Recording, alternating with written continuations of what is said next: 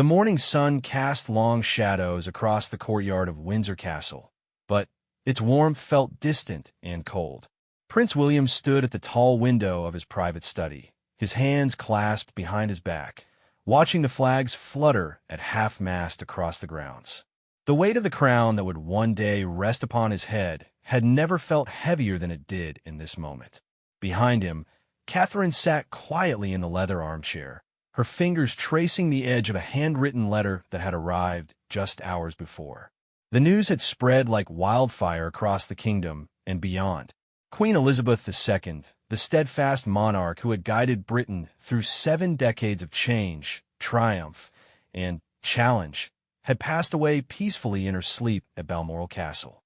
The woman who had been not just their sovereign, but their grandmother, mentor, and the cornerstone of their family was gone. The reality of it seemed impossible to grasp, even as the evidence surrounded them in every solemn face, every hushed conversation, every black-bordered newspaper headline. Catherine looked up from a letter, her eyes red-rimmed but determined. "The children keep asking when Gon is coming back," she whispered, her voice barely audible in the silence of the room. "George understands more than he lets on, but Charlotte and Louis—" She trailed off, unable to finish the sentence that hung heavy in the air between them. William turned from the window, his face etched with a grief that seemed to age him years in a single day. "We'll tell them together," he said softly, moving to sit on the arm of her chair. She would have wanted us to be honest with them, to help them understand that even queens, even grandmothers who seem invincible, are still human in the end. The palace around them buzzed with activity as staff members prepared for the days ahead. Phones rang constantly, officials hurried through corridors with urgent messages, and the media gathered outside the gates like a gathering storm. But in this small sanctuary, William and Catherine found themselves suspended in a bubble of quiet mourning, processing not just the loss of their queen, but the loss of the woman who had guided them through their early years of marriage, who had offered wisdom during their most challenging moments, and who had delighted in playing with their children during private family gatherings. Catherine remembered the last time they had all been together, just 3 weeks earlier at the traditional summer gathering at Balmoral. The queen had seemed frilier than usual, moving more slowly through the heather-covered grounds she loved so much, but her mind had been as sharp as ever. She had pulled Catherine aside after dinner one evening, her weathered hands gentle but firm as she spoke about the future, about the responsibilities that would one day fall to them both. "She knew," Catherine said suddenly, startling William from his own memories. "That night at Balmoral, when she talked to me about the children's education, about preparing them for what lies ahead. She knew her time was running short." William nodded, his throat tight with emotion. "She always knew. Even as a child, I could sense that about her. She saw things the rest of us couldn't, understood the weight of time in a way that came from carrying the crown for so long." The sound of footsteps in the corridor outside broke through their quiet conversation. A gentle knock at the door was followed by the entrance of their private secretary, his face grave and professional despite the obvious strain of the day. "Your Royal Highnesses, the Prime Minister is requesting a meeting within the hour. The Archbishop of Canterbury will also be arriving shortly to discuss the arrangements." William stood, his transformation from grieving grandson to future king happening before Catherine's eyes. It was a change she had witnessed many times before, but never under circumstances quite like these. "Tell them we'll be ready," he said, his voice steady despite the emotion that flickered across his features. As the secretary withdrew, Catherine rose to join her husband, smoothing down her black dress and checking her reflection in the antique mirror that had watched over countless royal conversations throughout the centuries. The woman looking back at her seemed older somehow, marked by the gravity of the moment, and the knowledge that their lives had changed irrevocably in the space of a single night. "Are you ready for this?" William asked, taking her hand in his. The simple gold wedding band on her finger caught the light, a reminder of the vows they had made to stand together through whatever challenges life might bring. "I don't think anyone could be ready for this," Catherine replied honestly. "But We'll face it together, just like she taught us to. She paused, thinking of the countless public appearances they had made at the Queen's side, learning through observation and practice how to carry themselves with dignity under the most intense scrutiny. She prepared us for this moment, even when we didn't realize it was happening. The weight of tradition pressed down around them as they prepared to leave the sanctuary of their private space. Outside, the nation was beginning to wake up to the reality of a world without their beloved queen. Street vendors were selling newspapers with black borders, flags hung at half-mast from government buildings, and homes alike, and people gathered in small groups, sharing memories and offering comfort to one another. In churches across the Commonwealth, prayers were being offered for the soul of their departed monarch and for the family she left behind. The Archbishop of Canterbury had already begun preparing the words that would be spoken at the state funeral, drawing upon centuries of tradition while trying to capture the unique essence of a woman who had served her people with unwavering dedication. William and Catherine understood that their private grief would have to be balanced with their public duties. The cameras would be watching their every move, analyzing their expressions for signs of weakness or strength. The nation would look to them for reassurance, for proof that the monarchy would continue with the same steadiness and dignity that had characterized the Queen's reign. As they walked through the corridors toward their first official meeting as the new Prince and Princess of Wales, Catherine couldn't help but think of all the women who had walked these same halls before her. Queens and consorts who had faced their own moments of profound change and challenge, who had found ways to serve their country while protecting their families and honoring their personal beliefs. The Great Hall, where they would meet with the Prime Minister and other officials, had hosted centuries of important conversations. The portraits lining the walls seemed to watch over them, faces from history offering silent encouragement and reminder that they were part of something much larger than themselves. William paused before a portrait of his grandmother as a young queen, her face bright with hope and determination. She was younger than we are now when she took the throne, he said quietly. 25 years old and, suddenly, responsible for an empire. Catherine studied the painting, seeing in the young queen's eyes the same strength and resolve that had sustained her through 7 decades of service. And look what she accomplished, she replied. How she guided the country through so much change, always putting duty before personal desire. The sound of approaching voices signaled that their private moment was ending. Soon they would be surrounded by advisors and officials, all looking to them for decisions and direction during these first crucial hours. The transition of power that had been planned and prepared for years was now beginning in earnest. But first, William and Catherine took one last moment to stand together in the quiet hallway, drawing strength from each other and from the legacy that surrounded them. The woman they had loved and learned from was gone, but her example would guide them through the difficult days ahead. They would need to find ways to honor her memory while forging their own path, to maintain the traditions she had cherished while adapting to the needs of a changing world. The doors to the Great Hall opened, and they stepped forward together into their new roles, carrying with them the love, wisdom, and strength that their queen had given them. The nation was waiting, the world was watching, and their journey as the future king and queen consort had truly begun. The autumn air was crisp and clear as thousands of people lined the ancient streets of London, their faces solemn and respectful as they waited for the funeral procession to begin. Catherine stood beside William in the private chapel at Westminster Abbey, both of them dressed in the deepest black, their children gathered close around them.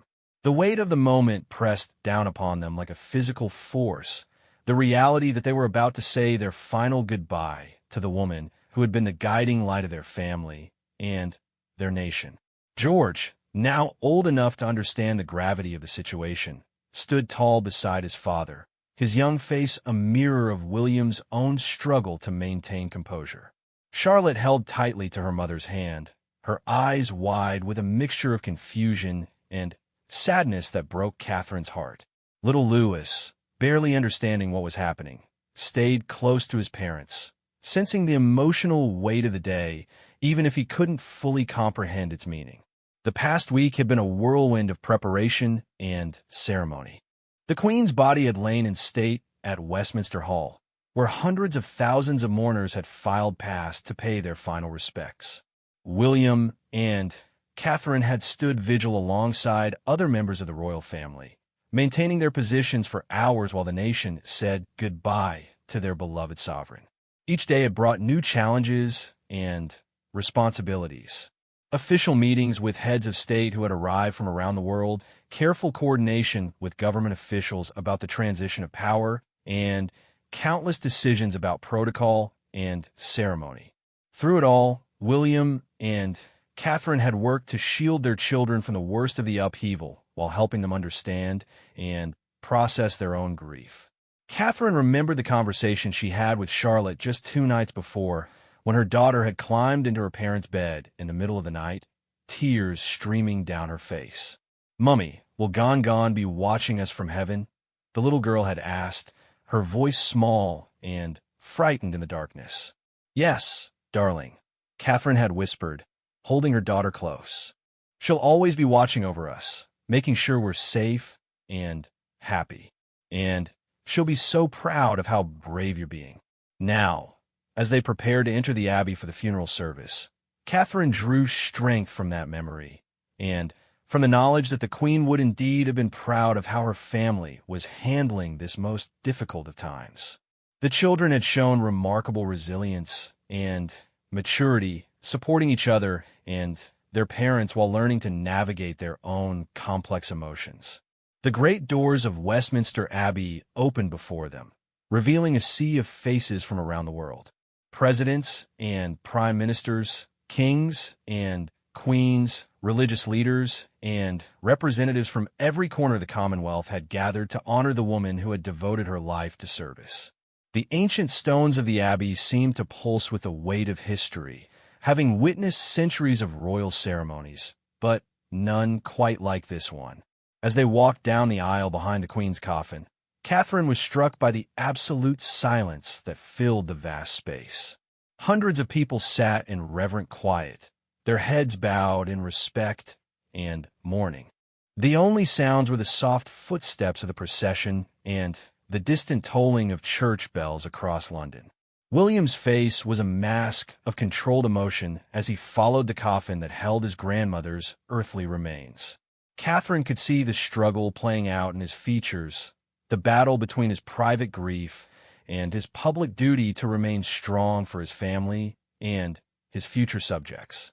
She reached out discreetly and touched his hand, a small gesture of support that he acknowledged with the slightest squeeze of his fingers. The Archbishop of Canterbury stood at the altar, his voice clear and strong as he began the service with words that had been spoken at royal funerals for centuries. But he also spoke of the unique qualities that had made Queen Elizabeth II so beloved, her sense of duty and service, her dedication to her family and her people, her unwavering faith that had sustained her through decades of challenges. As the service continued, Catherine found her mind drifting to memories of quieter moments with the Queen. The way she had delighted in watching her great-grandchildren play in the gardens at Windsor, her gentle laughter as George had shown her his latest school project, the pride in her eyes when Charlotte had performed a little dance she had learned at ballet class. These private moments, hidden from the public eye, had revealed the loving grandmother behind the formal crown. The hymns that filled the abbey were ones the Queen had chosen herself, reflecting her deep faith and her hope for the future. Catherine sang along, her voice joining with those of her children and the hundreds of others who had come to honor their sovereign. In that moment, surrounded by the soaring music and the ancient beauty of Westminster Abbey, she felt a sense of connection to something much larger than herself. When the time came for the final blessing, the entire congregation stood as one. The Queen's coffin was lifted by the pallbearers, men who had served her faithfully for years, and the procession began to move slowly toward the doors. William and Catherine followed, their children walking beside them with a dignity that would have made their great-grandmother proud. Outside the abbey, The autumn sun broke through the clouds as if nature itself was offering a final tribute to the departed queen. The streets were lined with people as far as the eye could see, many of them holding flowers or small flags, others simply standing in respectful silence. The sight of so many people united in their grief and gratitude was overwhelming, a testament to the impact one woman had made on countless lives. The procession continued through the streets of London, past landmarks that had defined the Queen's long reign. Buckingham Palace, where she had lived and worked for decades, stood draped in black, its gates covered with flowers and tributes from around the world. The crowds were silent as the hearse passed, but Catherine could see the emotion on their faces, the genuine love and respect they felt for their departed monarch. As they traveled toward Windsor Castle for the private burial service, Catherine reflected on the conversation she had had with William the night before. They had talked late into the evening about the future, about the challenges they would face as the new Prince and Princess of Wales, about their hopes and fears for their children and their country. "She prepared us for this," William had said, echoing Catherine's own thoughts. "Not just through formal training, but through her example. She showed us what it means to put duty before personal desire, to serve others even when it's difficult or uncomfortable." The private burial at St. George's Chapel was a more intimate affair, attended only by close family members and a few longtime staff members who had served the Queen faithfully for decades. Here, away from the cameras and the public eye, they could finally let their guard down and grieve openly for the woman they had loved so deeply. As the Queen was laid to rest beside her beloved husband, Prince Philip, Catherine watched William place a small posy of flowers on the grave, flowers picked by their children from the gardens at Kensington Palace. It was a simple, personal gesture that spoke volumes about the love and respect they all felt for their departed grandmother and sovereign. The late afternoon sun slanted through the chapel windows, casting colored light across the stone floor. The silence was profound, broken only by the distant sound of church bells tolling across the countryside. In that sacred space, surrounded by centuries of royal history, they said their final goodbye to the woman who had been the cornerstone of their family and their nation.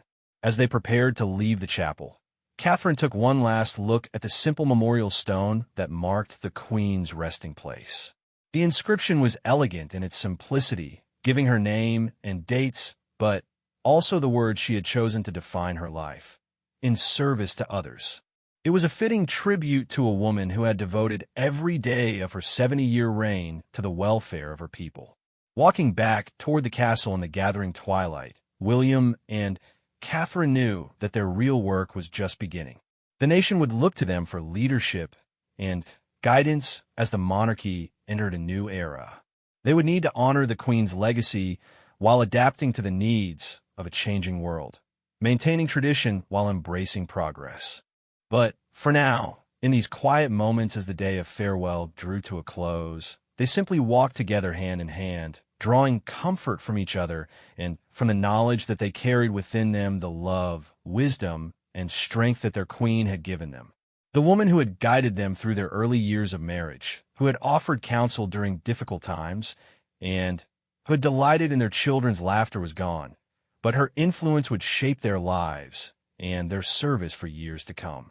The weeks following the funeral passed in a blur of adjustment and responsibility as William and Catherine settled into their expanded roles within the royal family.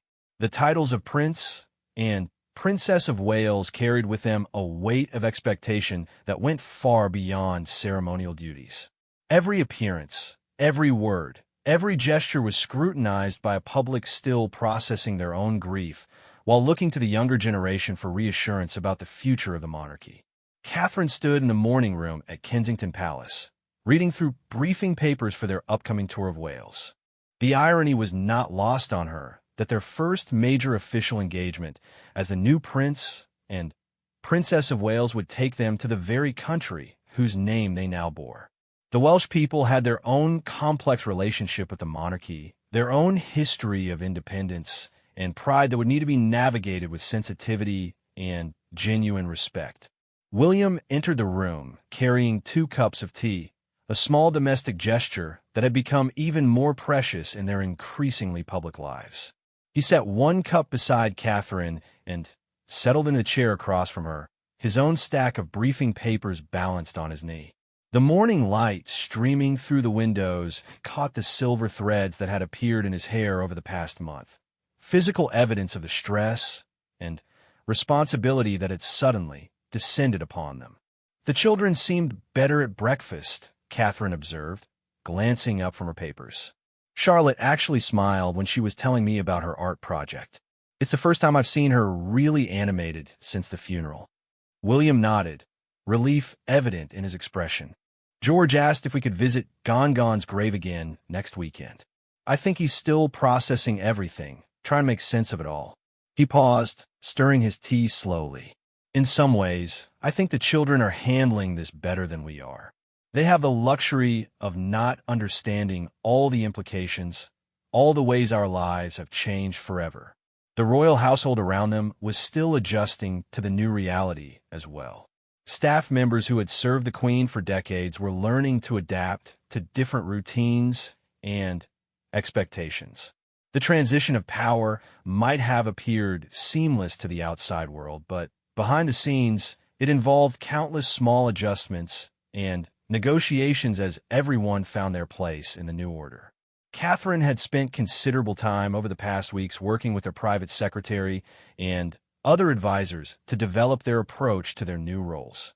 They were determined to honor the traditions and dignity that the Queen had embodied while also bringing their own perspective and priorities to their work.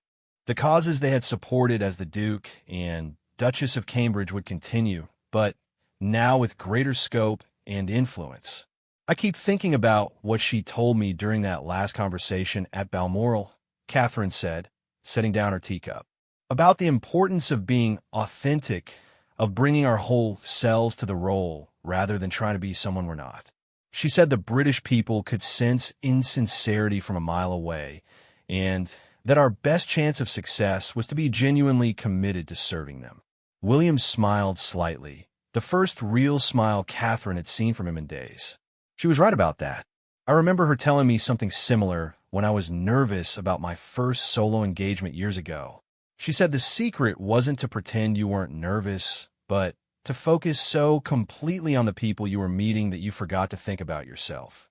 Their conversation was interrupted by a gentle knock on the door. Their youngest son, Louis, peeked around the corner, his face brightening when he saw his parents together. At 4 years old, he had been the most resilient of the children, his natural cheerfulness gradually returning as the immediate shock of the Queen's death began to fade. "Mummy, Daddy, can we go feed the ducks today?" he asked, climbing onto Catherine's lap with the easy affection that reminded them both of the importance of maintaining normal family routines despite their changing circumstances. "After lunch, sweetheart," Catherine replied, smoothing his hair. "Daddy, and I have some work to finish first, but then we'll all go together." The simple request reminded them both of how important it was to protect their children's sense of normalcy. Despite their elevated positions, despite the increased security and media attention, they were determined to give George, Charlotte, and Louis as typical a childhood as possible. The Queen had always emphasized the importance of family, and they intended to honor that principle even as their public responsibilities expanded. As Louis wandered back to his toys, William and Catherine returned to their planning for the Welsh tour. Each stop had been carefully chosen to represent different aspects of Welsh culture and society. They would visit schools and hospitals, meet with local business leaders and community organizations, and participate in traditional cultural events that would demonstrate their respect for Welsh heritage and traditions. The protocol team has suggested we attempt some Welsh phrases during the visit, Catherine said, reviewing one of the briefing documents. "I've been practicing, but I'm terrified of mispronouncing something important and accidentally causing offense." "We'll practice together," William assured her. "And if we make mistakes, we'll acknowledge them gracefully. I think people appreciate effort and honesty more than perfection anyway." The afternoon brought a visit from King Charles, who had requested a private meeting to discuss the transition and offer his support as they adjusted to their new roles. The relationship between William and his father had evolved considerably over the years, shaped by shared loss and mutual respect for the institution they both served. Charles arrived looking every inch the king, but his demeanor with his son and daughter-in-law was warm and supportive. They met in the drawing room, where Catherine had first been introduced to the extended royal family years earlier, when she had been nervous and uncertain about her place in their world. "You're both handling this transition beautifully," Charles said, settling into his chair with the careful movements of a man carrying enormous responsibility. "The Queen would be very proud of how you've stepped up during these difficult weeks." "We're still learning," William admitted. "Some days I feel like we're making it up as we go along, trying to balance what she taught us with what feels right for us." "That's exactly what you should be doing," Charles replied. "The monarchy has survived for centuries because each generation has found ways to adapt while maintaining the essential principles of service and duty. Your grandmother understood that better than anyone." Catherine appreciated Charles's support, but she could also see the weight he was carrying.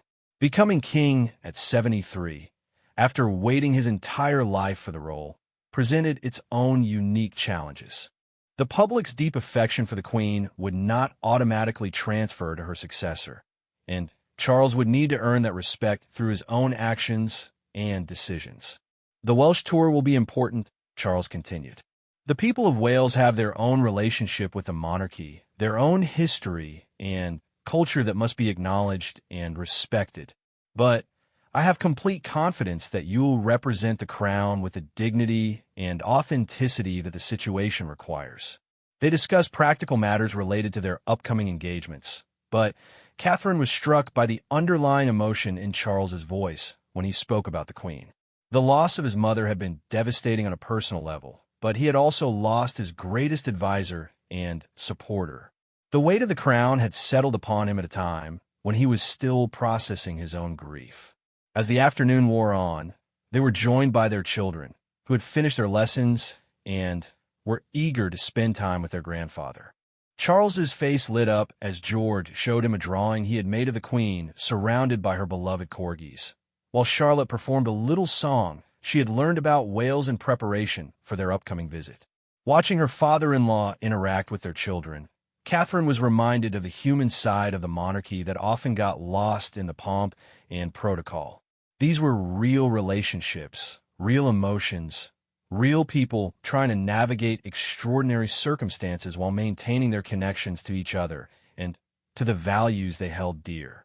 The conversation eventually turned to Christmas plans, a topic that brought both joy and sadness as they contemplated their first holiday season without the Queen. Traditions that had seemed permanent suddenly felt fragile and uncertain, requiring careful thought about which customs to maintain and which might need to evolve. "We'll gather at Sandringham as usual," Charles said, "but it will be different inevitably. The children should be prepared for that, but also reassured that the love and connection that brought us together in previous years remains unchanged." Catherine nodded, already thinking about how to help her children navigate the emotional complexity of the holiday season. The Queen had always been the central figure at Christmas gatherings, her presence bringing a sense of continuity and tradition that would be deeply missed.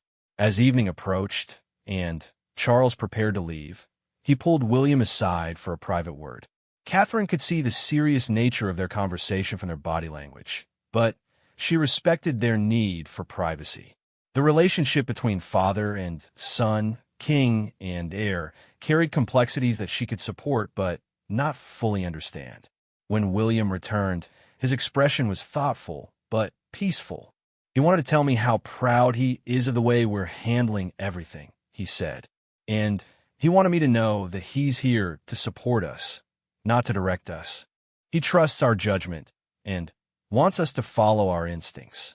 That evening, as they tucked their children into bed, Catherine reflected on the strange new reality of their lives. The titles were the same ones that Diana had held, bringing with them echoes of triumph and tragedy that would always be part of their story. But she was determined to honor that legacy while creating their own path forward. Looking out the window at the lights of London twinkling in the distance, Catherine felt a deep sense of responsibility settling over her like a mantle. The grief of losing the Queen would always be with them, but it was being joined by something else, a growing confidence in their ability to serve their country with integrity and compassion. The woman who had guided them this far was gone, but her example would light their way forward into an uncertain but hopeful future. Spring arrived at Windsor Castle with a gentle persistence that seemed to mirror the gradual healing taking place within the royal family. 6 months had passed since the Queen's death, and while the grief remained a constant presence, it had evolved into something more manageable, woven into the fabric of their daily lives rather than overwhelming them with its intensity. Catherine stood in the Queen's former private garden, now maintained exactly as she had left it, watching their children play among the daffodils that had been planted decades earlier. The garden had become a place of pilgrimage for the family, somewhere they could feel close to the woman they had lost while celebrating the beauty she had created. George was teaching Louis how to identify different flowers, his young voice serious, as he explained what his great-grandmother had told him about each variety. Charlotte sat nearby, sketching in a notebook, trying to capture the way the afternoon light filtered through the ancient oak trees. William emerged from the castle carrying a wooden tea tray, a tradition he had maintained since childhood whenever they visited this particular garden. The Queen had always insisted that tea tasted better when served outdoors among her flowers, and he was determined to keep that memory alive for his children. As he set the tray on the weathered garden table, Catherine could see the peace that had gradually returned to his features over the past months. The Welsh tour was mentioned in today's newspapers again, Catherine said, accepting the cup he offered her. They're calling it a turning point in public perception of our new roles. William nodded, settling beside her on the garden bench that had been the Queen's favorite spot for morning coffee. I think we found our footing there. The people were so welcoming, so genuinely interested in connecting rather than just observing from a distance. The tour of Wales had indeed marked a significant moment in their evolution as the Prince and Princess of Wales.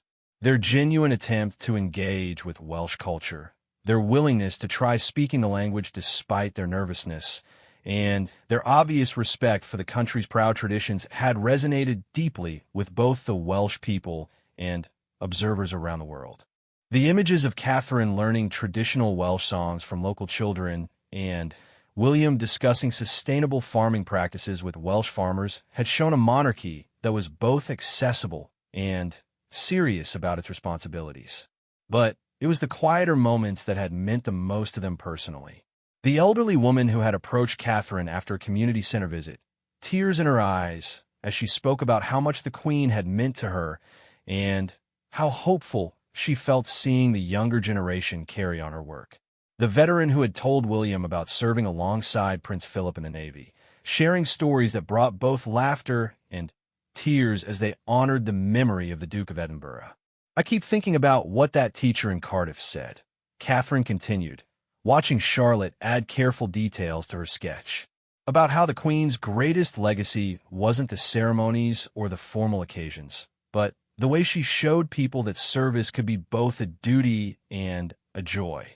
Their children had been remarkable throughout the transition, showing resilience and maturity that sometimes took their parents by surprise.